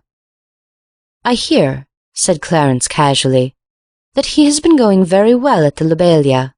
A friend of mine who was there last night told me he took 11 calls." For a moment the Russian general's face swelled apoplectically. Then he recovered himself with a tremendous effort. "Wait," he said with awful calm. "Wait till tomorrow night. I'll show him. Went very well, did he? Ha! Took 11 calls, did he? Oh, ha ha! And he'll take them tomorrow night, too. Only—" And here his voice took on a note of fiendish purpose so terrible that, hardened scout as he was, Clarence felt his flesh creep. "Only this time there'll be cat-calls." And with a shout of almost maniac laughter, the jealous artiste flung himself into a chair and began to pull off his boots. Clarence silently withdrew. The hour was very near. The Grand Duke Vodkakov was not the man to let the grass grow under his feet. He was no lobster, no flat fish. He did it now, swift, secret, deadly, a typical Muscovite. By midnight his staff had their orders. Those orders were for the stalls at the Lobelia. Price of entrance to the gallery and pit was served out at daybreak to the 8th and 15th Cossacks of the Don, those fierce, semi-civilized fighting machines who know no fear. Grand Duke Vodkakov's preparations were ready. Few more fortunate events have occurred in the history of English literature than the quite accidental visit of Mr. Bart Kennedy to the Lobelia on that historic night. He happened to turn in there casually after dinner, and was thus enabled to see the whole thing from start to finish. At 11:15, a wild-eyed man charged in at the main entrance of Carmelite House, and, too impatient to use the lift, dashed up the stairs, shouting for pens, ink, and paper. Next morning the Daily Mail was one riot of headlines. The whole of page 5 was given up to the topic. The headlines were not elusive. They flung the facts at the reader. Scene at the Lobelia. Prince Otto of Saxe-Pfennig given the bird by Russian soldiers. What will be the outcome?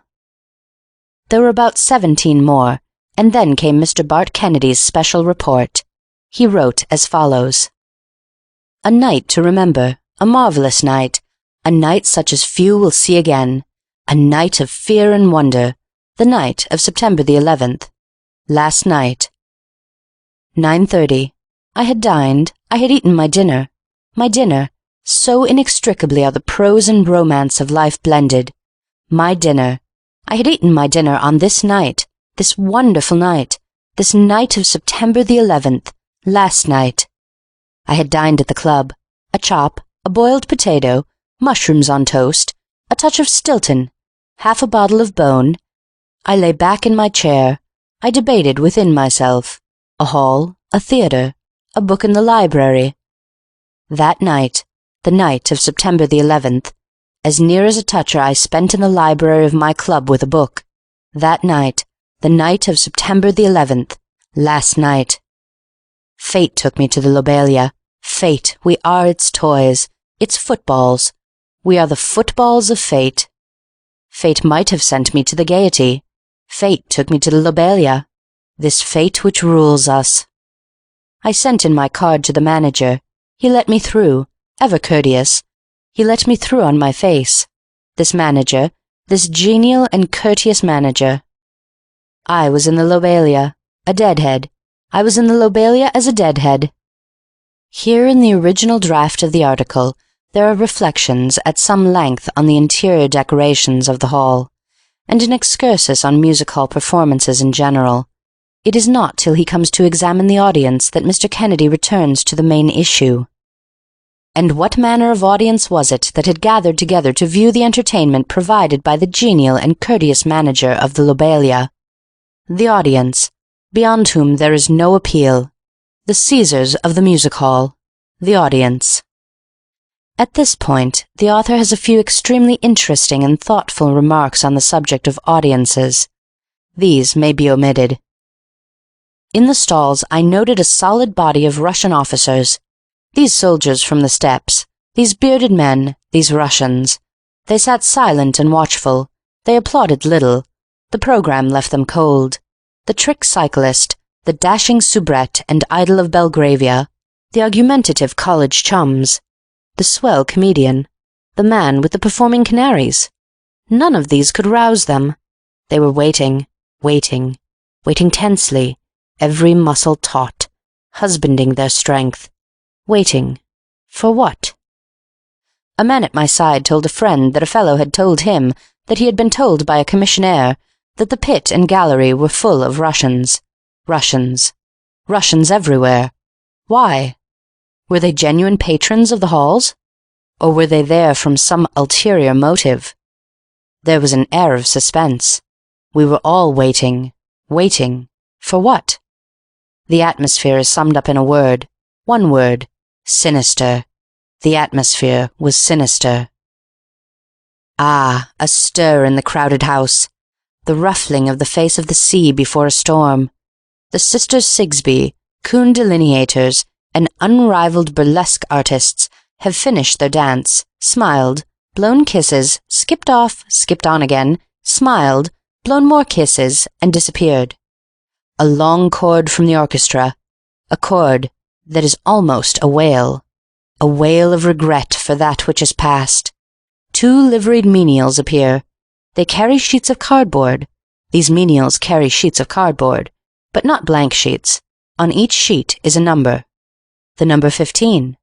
Who is number 15? Prince Otto of Saxe-Pfennig. Prince Otto, General of the German Army. Prince Otto is number 15. A burst of applause from the house, but not from the Russians. They are silent. They are waiting. For what? The orchestra plays a lively air. The massive curtains part. A tall, handsome military figure strides onto the stage. He bows. This tall, handsome military man bows. He is Prince Otto of Saxe-Pfennig, General of the Army of Germany, one of our conquerors. He begins to speak. Ladies and gentlemen, this man, this general says, ladies and gentlemen. But no more, no more, no more, nothing more, no more.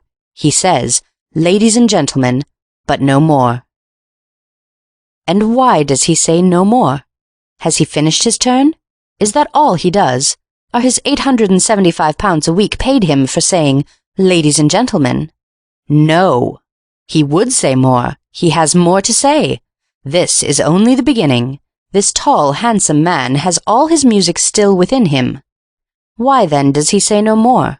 Why does he say ladies and gentlemen, but no more, no more? Only that, no more. Nothing more, no more. Because from the stalls a solid, vast, crushing boo is hurled at him. From the Russians in the stalls comes this vast, crushing boo. It is for this that they have been waiting. It is for this that they have been waiting so tensely. For this. They have been waiting for this colossal boo. The general retreats a step. He is amazed, startled, perhaps frightened. He waves his hands. From gallery and pit comes a hideous whistling and howling, the noise of wild beasts, the noise of exploding boilers, the noise of a music hall audience giving a performer the bird. Everyone is standing on his feet, some on mine. Everyone is shouting. This vast audience is shouting. Words begin to emerge from the babel. Getovsky, Rotten Turnovich. These bearded Russians, these stern critics shout Rotten Turnovich. Fire shoots from the eyes of the German, this strong man's eyes. Getovsky, Swankytov, Rotten Turnovich. The fury of this audience is terrible. This audience, this last court of appeal, this audience in its fury is terrible. What will happen? The German stands his ground. This man of blood and iron stands his ground. He means to go on. This strong man, he means to go on if it snows. The audience is pulling up the benches. A tomato shatters itself on the prince's right eye, an overripe tomato. Get off, Ski! 3 eggs and a cat sail through the air. Falling short, they drop onto the orchestra. These eggs, this cat, they fall on the conductor and the second trombone. They fall like the gentle dew from heaven upon the place beneath. That cat, those eggs. Ah, at last the stage manager, keen, alert, resourceful, saves the situation. This man, this stage manager, this man with the big brain. Slowly, inevitably, the fireproof curtain falls. It is halfway down. It is down. Before it, the audience. The audience. Behind it, the prince. The prince. That general, that man of iron, that performer who has just got the bird. The Russian national anthem rings through the hall, thunderous, triumphant, The Russian national anthem. A paean of joy. The menials reappear. Those calm, passionless menials. They remove the number 15. They insert the number 16. They are like destiny. Pitiless, unmoved, purposeful, silent. Those menials. A crash from the orchestra. Turn number 16 has begun. Prince Otto of Saxe-Pfennig stood in the wings, shaking in every limb. German oaths of indescribable vigor poured from his lips. In a group some feet away stood 6 muscular, short-sleeved stagehands. It was they who had flung themselves on the general at the fall of the Iron Curtain, and prevented him dashing round to attack the stalls with his sabre. At a sign from the stage manager, they were ready to do it again. The stage manager was endeavouring to administer balm. "Bless you, Your Highness," he was saying. "It's nothing. It's what happens to everyone sometime. Ask any of the top-notch pros. Ask 'em whether they never got the bird when they were starting. Why, even now, some of the biggest stars can't go to some towns because they always cop it there. Bless you, it—" A stagehand came up with a piece of paper in his hand. "Young feller in spectacles and a rum sort of suit. Give me this for Your Highness." The prince snatched it from his hand. The note was written in a round, boyish hand. It was signed, "A Friend." It ran, "The men who booed you tonight were sent for that purpose by General Vodkakov, who is jealous of you because of the paragraphs in the encore this week." Prince Otto became suddenly calm. "Excuse me, Your Highness," said the stage manager anxiously as he moved. "You can't go round to the front. Stand by, Bill." "Right, sir," said the stagehands. Prince Otto smiled pleasantly. "There is no danger. I do not intend to go to the front. I am going to look in at the Scotch stores for a moment." "Oh, in that case, Your Highness. Good night, Your Highness. Better luck tomorrow, Your Highness." It had been the custom of the two generals since they had joined the music-hall profession to go, after their turn, to the Scotch stores, where they stood talking and blocking the gangway, as etiquette demands that a successful artiste shall. The prince had little doubt but that he would find Vodkakov there tonight. He was right. The Russian general was there, chatting affably across the counter about the weather. He nodded at the prince with a well-assumed carelessness. "Go well tonight?" he inquired casually. Prince Otto clenched his fists. But he had had a rigorously diplomatic upbringing, and knew how to keep a hold on himself. When he spoke, it was in the familiar language of diplomacy. "The rain has stopped," he said, "but the pavements are still wet underfoot. Has your Grace taken the precaution to come out in a good stout pair of boots?" The shaft plainly went home, but the Grand Duke's manner as he replied was unruffled. "Rain," he said, sipping his vermouth, "is always wet. But sometimes it is cold as well." "But it never falls upward," said the prince pointedly. "Rarely, I understand. Your powers of observation are keen, my dear prince." There was a silence. Then the prince, momentarily baffled, returned to the attack. "The quickest way to get from Charing Cross to Hammersmith Broadway," he said, "is to go by underground."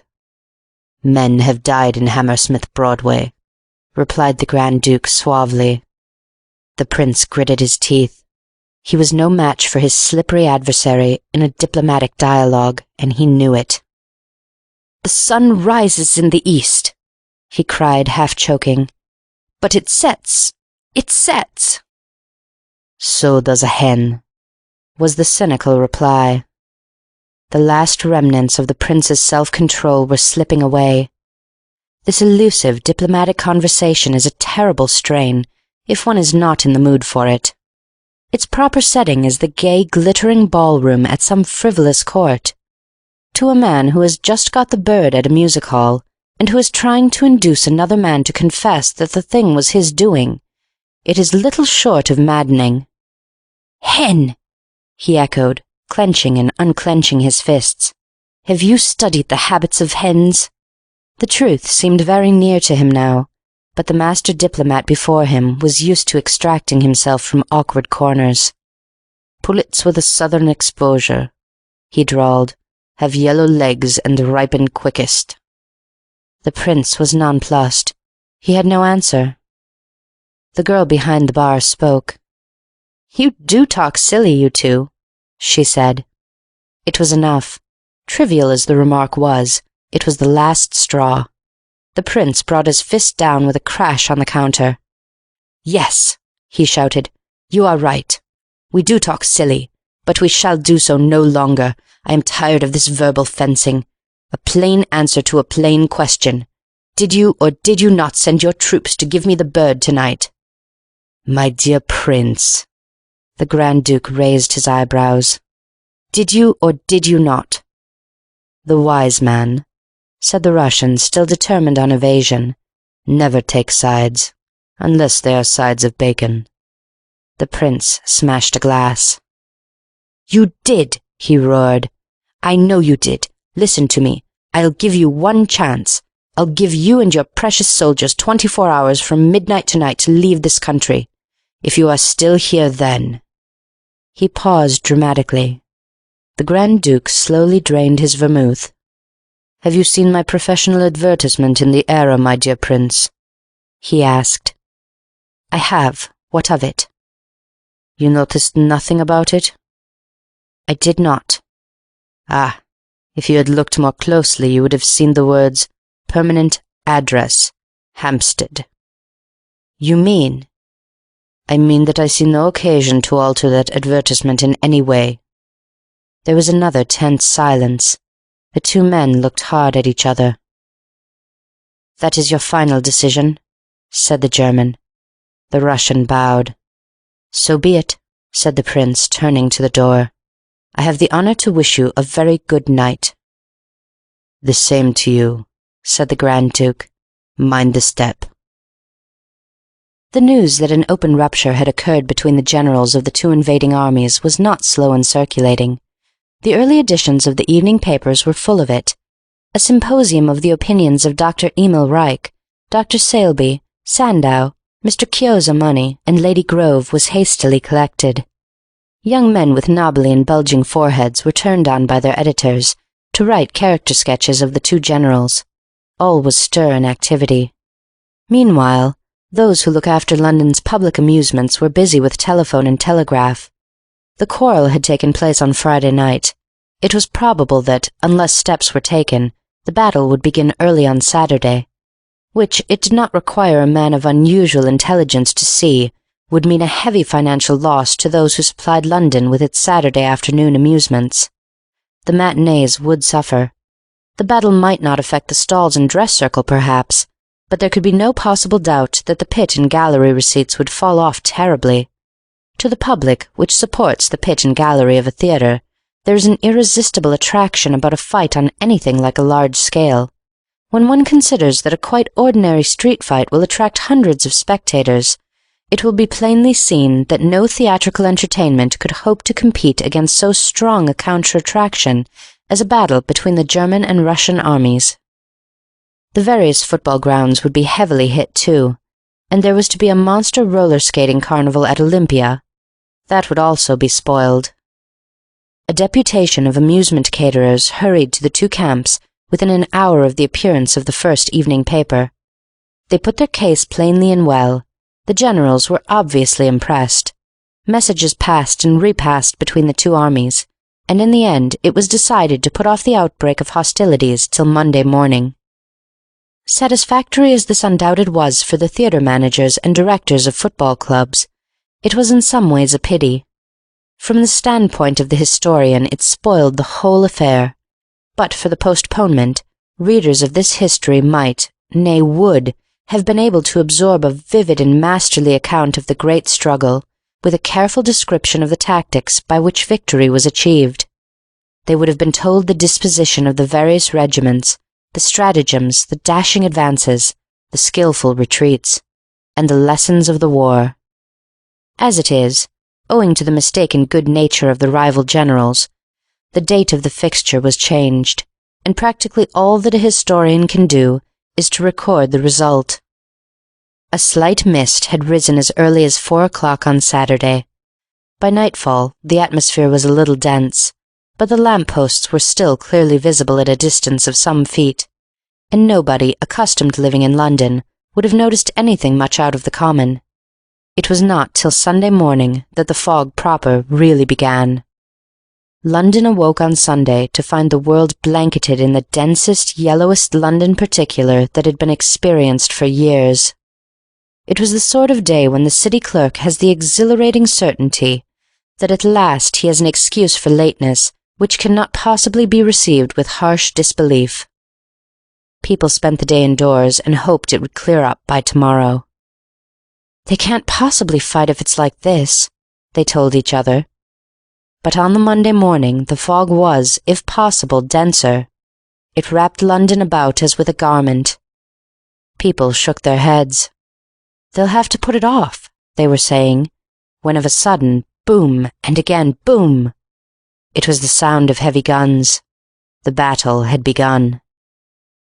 One does not wish to grumble or make a fuss, but still it does seem a little hard that a battle of such importance, a battle so outstanding in the history of the world, should have been fought under such conditions. London at that moment was richer than ever before in descriptive reporters. It was the age of descriptive reporters, of vivid pen pictures. In every newspaper office there were men who could have hauled up their slacks about that battle in a way that would have made a YMCA lecturer want to get at somebody with a bayonet. Men who could have handed out the adjectives and exclamation marks till you almost heard the roar of the guns. And there they were, idle, supine, like careened battleships. They were helpless. Bart Kennedy did an article which began, "Fog, black fog, and the roar of guns. Two nations fighting in the fog." But it never came to anything.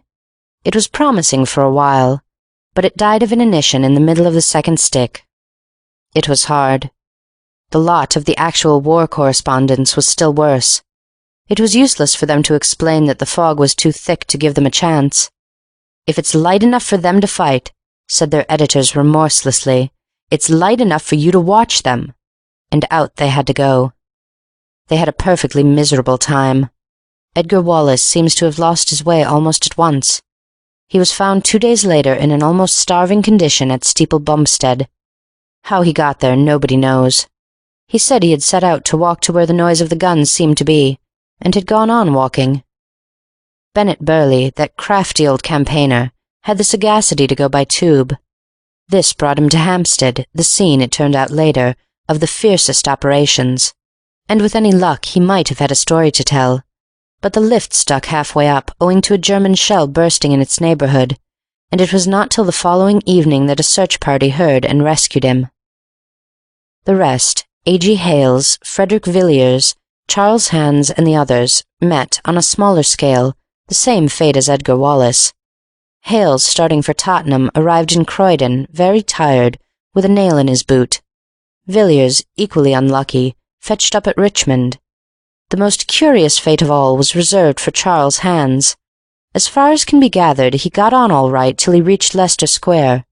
There he lost his bearings and seems to have walked round and round Shakespeare's statue, under the impression that he was going straight to Tottenham. After a day and a half of this, he sat down to rest, and was there found, when the fog had cleared, by a passing policeman. And all the while the unseen guns boomed and thundered, and strange thin shoutings came faintly through the darkness. It was the afternoon of Wednesday, September the 16th. The battle had been over for 24 hours. The fog had thinned to a light lemon colour. It was raining. By now the country was in possession of the main facts. Full details were not to be expected, though it is to the credit of the newspapers that, with keen enterprise, they had at once set to work to invent them, and on the whole had not done badly. Broadly, the facts were that the Russian army, outmanoeuvred, had been practically annihilated. Of the vast force which had entered England with the other invaders, there remained but a handful. These, the Grand Duke Vodkakov among them, were prisoners in the German lines at Tottenham. The victory had not been gained bloodlessly. Not a fifth of the German army remained. It is estimated that quite 2/3 of each army must have perished in that last charge of the Germans up the Hampstead Heights, which ended in the storming of Jack Straw's castle and the capture of the Russian general. Prince Otto of Saxe-Pfennig lay sleeping in his tent at Tottenham. He was worn out. In addition to the strain of the battle, there had been the heavy work of seeing the interviewers, signing autograph books, sitting to photographers, writing testimonials for patent medicines, and the 1,001 other tasks, burdensome but unavoidable, of the man who was in the public eye. Also, he had caught a bad cold during the battle. A bottle of ammoniated quinine lay on the table beside him now as he slept. As he lay there, the flap of the tent was pulled softly aside. 2 figures entered. Each was dressed in a flat-brimmed hat, a colored handkerchief, a flannel shirt, football shorts, stockings, brown boots, and a whistle. Each carried a hockey stick. One, however, wore spectacles and a look of quiet command which showed that he was the leader. They stood looking at the prostrate general for some moments. Then the spectacled leader spoke. "Scoutmaster Wagstaff." The other saluted. "Wake him." Scoutmaster Wagstaff walked to the side of the bed and shook the sleeper's shoulder. The prince grunted and rolled over onto his other side. The scoutmaster shook him again. He sat up, blinking. As his eyes fell on the quiet, stern, spectacled figure, he leapt from the bed. What? He stammered. "What's the beating of this?" He sneezed as he spoke, and turning to the table, poured out and drained a bumper of ammoniated quinine. "I told the sentry particularly not to let anybody in. Who are you?" The intruder smiled quietly. "My name is Clarence Chugwater," he said simply. "Jugwater. Don't know you from Adam. What do you want? If you're from some paper, I can't see you now. Come tomorrow morning." "I am from no paper." "Then you're one of these photographers. I tell you I can't see you." "I am no photographer." "Then what are you?" The other drew himself up.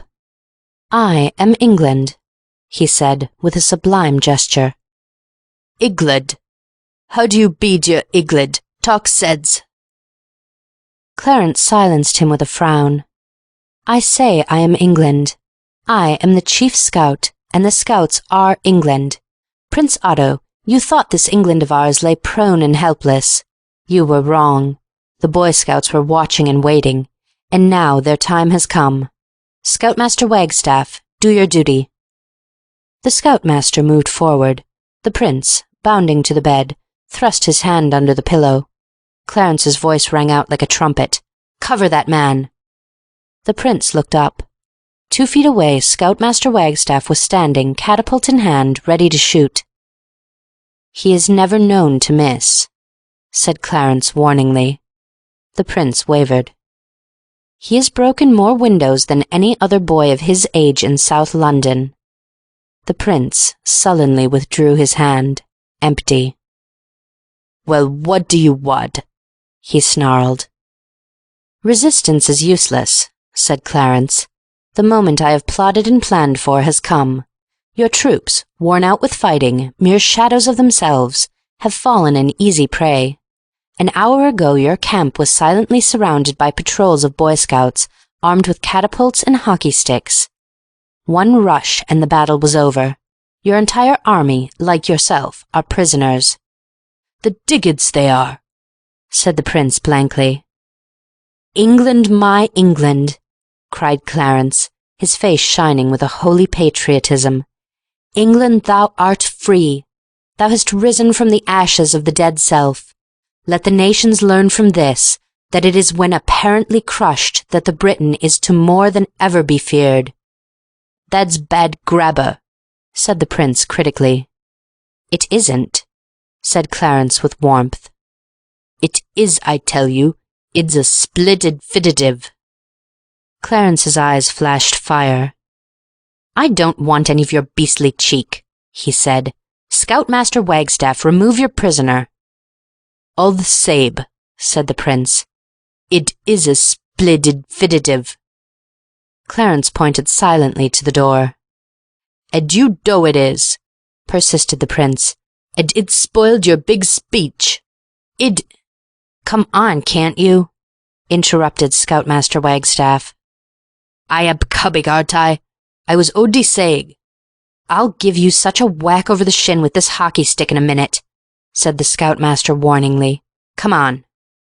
The prince went. The brilliantly lighted auditorium of the Palace Theatre. Everywhere a murmur and stir. The orchestra is playing a selection. In the stalls, fair women and brave men converse in excited whispers. One catches sentences here and there. "Quite a boy, I believe. How perfectly sweet." "'Pon honour, Lady Gussie, I couldn't say. Bertie Bertison of the Bachelors says a fellow told him it was a clear 1,000. "Do you hear that? Mr. Bertison says that this boy is getting 1,000 a week. Why, that's more than either of those horrid generals got. It's a lot of money, isn't it? Of course, he did save the country, didn't he?" "You may depend they wouldn't give it him if he wasn't worth it." "Met him last night at the Duchess's hop. Seems a decent little chap. No side in that, if you know what I mean. Hullo, there's his number." The orchestra stops. The number 7 is displayed. A burst of applause swelling into a roar as the curtain rises. A stout man in crinkled evening dress walks onto the stage. "Ladies and gentlemen," he says, "I have the honour tonight to introduce to you one whose name is, as the saying goes, an 'ousehold word. It is thanks to him, to this hero whom I have the honour to introduce to you tonight, that our beloved England no longer writhes beneath the ruthless heel of the alien oppressor. It was this hero's genius, and I may say genius, that unaided hit upon the only way for removing the cruel conqueror from our beloved hearths and homes.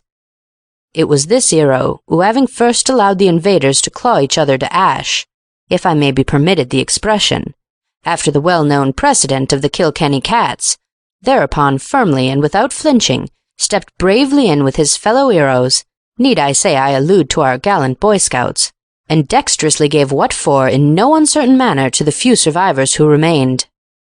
Here the orator bowed, and took advantage of the applause to replenish his stock of breath. When his face had begun to lose the purple tinge, he raised his hand. "I have only to add," he resumed, "that this hero is engaged exclusively by the management of the Palace Theatre of Varieties, at a figure previously undreamt of in the annals of the music-hall stage. He is in receipt of the magnificent weekly salary of no less than £1,150 a week." Thunderous applause. "I have little more to add. This hero will first perform a few of those physical exercises which have made our Boy Scouts what they are, such as deep breathing, twisting the right leg firmly round the neck, and hopping on one foot across the stage. He will then give an exhibition of the various calls and cries of the Boy Scouts, all, as you doubtless know, skillful imitations of real living animals. In this connection I have to assure you that he has nothing whatsoever in his mouth, as it has been sometimes suggested. In conclusion, he will deliver a short address on the subject of his great exploits. Ladies and gentlemen, I have finished, and it only now remains for me to retire, having duly announced to you England's darling son, the country's hero, the nation's proudest possession, Clarence Chugwater." A moment's breathless suspense, a crash from the orchestra, and the audience are standing on their seats, cheering, shouting, stamping. A small, sturdy, spectacled figure is on the stage. It is Clarence, the boy of destiny. An End of the Swoop by P.G. Wodehouse. Reading by Kristen Hughes.